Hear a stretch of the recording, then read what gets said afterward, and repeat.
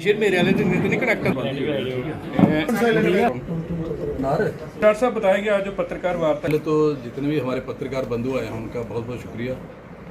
और आज इस महत्वपूर्ण प्रेस कॉन्फ्रेंस में मेरे साथ हमारे पार्टी के बड़े सीनियर नेता आदरणीय प्रेमनाथ डोगरा जी,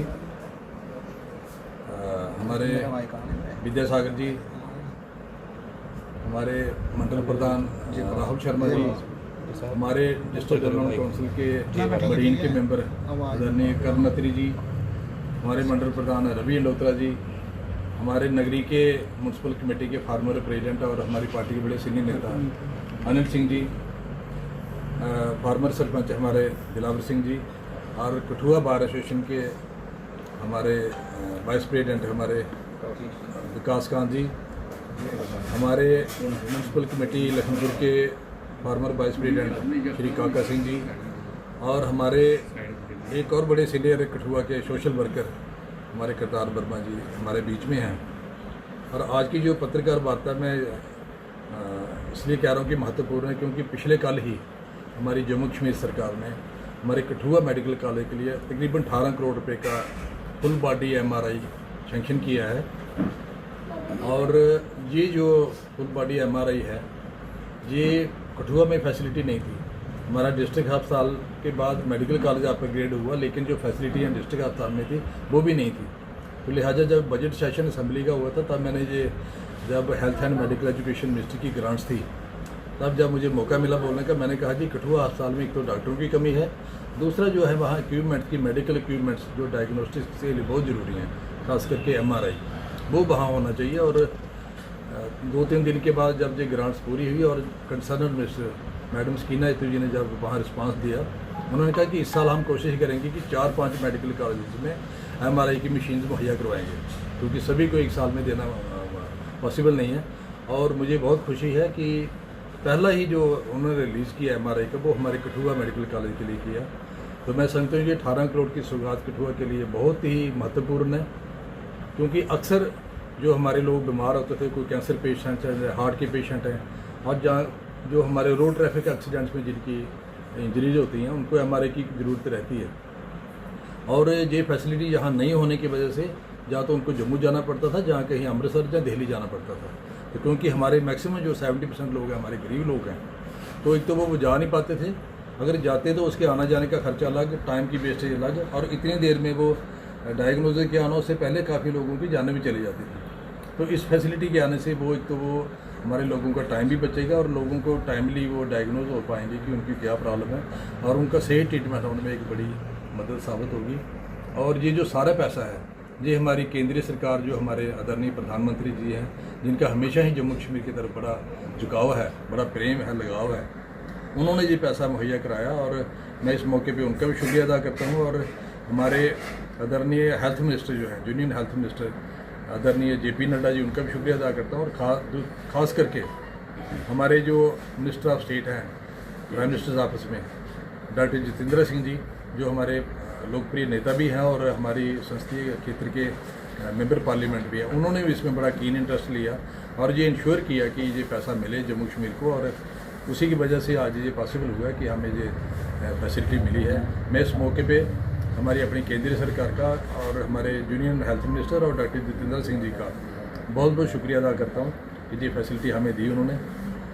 और मुझे पूरी उम्मीद है कि जो भी बाकी और भी चीज़ें होंगी उसमें भी हमारी केंद्र सरकार हमारी मदद करने के लिए हमेशा आगे आएगी, ताकि हम एक कठुआ को एक मॉडल डिस्ट्रिक्ट बनाएं, मॉडल कॉन्स्टिट्यूंसी ही नहीं, कठुआ डिस्ट्रिक्ट में एक अच्छा हमारा ट्रीटमेंट का मेडिकेयर की लोगों को अच्छी फैसिलिटी मिले, उसमें मुझे लगता है बड़ा ही महत्वपूर्ण कदम है। और मैं इस मौके पे हमारे जो जम्मू कश्मीर के चीफ मिनिस्टर हैं जनाब उमर अब्दुल्ला जी, उनका भी शुक्रिया अदा करता हूँ, क्योंकि असेंबली सेशन के बाद मैं उनको श्रीनगर में भी मिला, जम्मू में भी मिला था इस सिलसिले में। और मैडम स्कीना इतू जो हेल्थ मेडिकल एजुकेशन मिनिस्टर है, उनका भी शुक्रिया अदा करता हूँ कि उन्होंने भी ये स्टेप लिया और हमारे मेडिकल कॉलेज को सबसे पहले MRI की फैसिलिटी दी।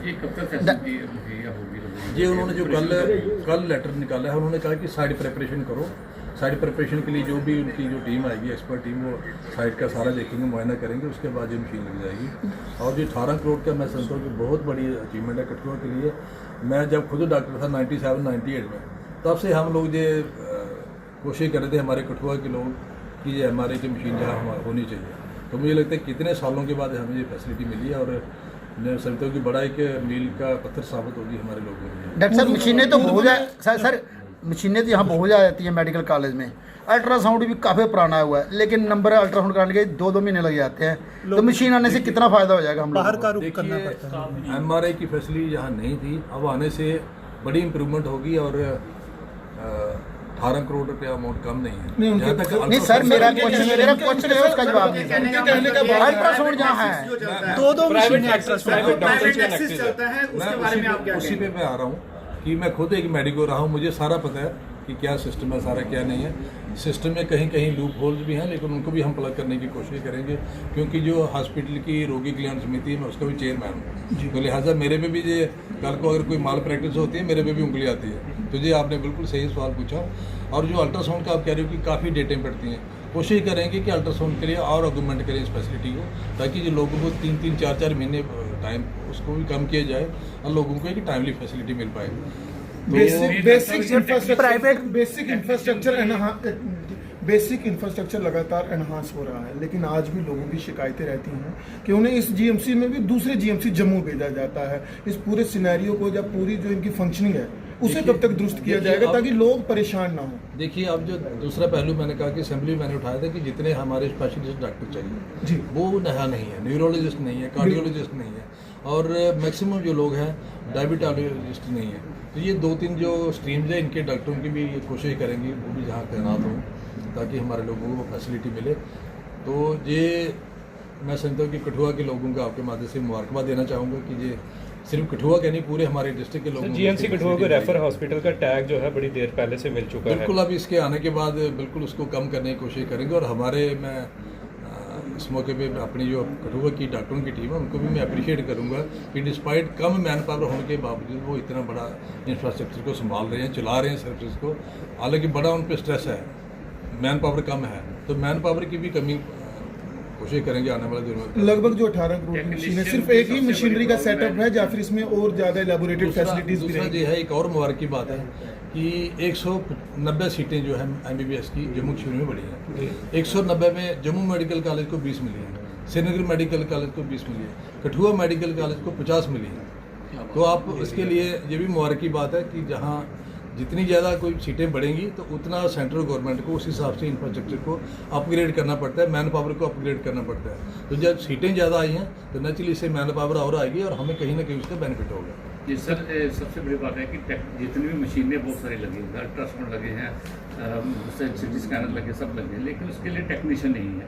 वो 3 दिन के लिए आता है, वो 3 दिन के लिए वो कभी सांबा जाता है, कभी वो महानपुर जाता है, कभी बसोली जाता है। इसके तो लिए ये राउंड द क्लॉक जो पेशेंट है वो तब तक सफ़र करता है। इसके लिए ऐसा एक तो आने वाले दिनों में एक, क्योंकि अभी सारे लोग इसमें फ्लड में बिजी थे, आने वाले दिनों में शायद अक्टूबर के 1st या 2nd वीक में एक रोगी कल्याण समिति की मीटिंग कर लेंगे हॉस्पिटल एडमिनिस्ट्रेशन के साथ।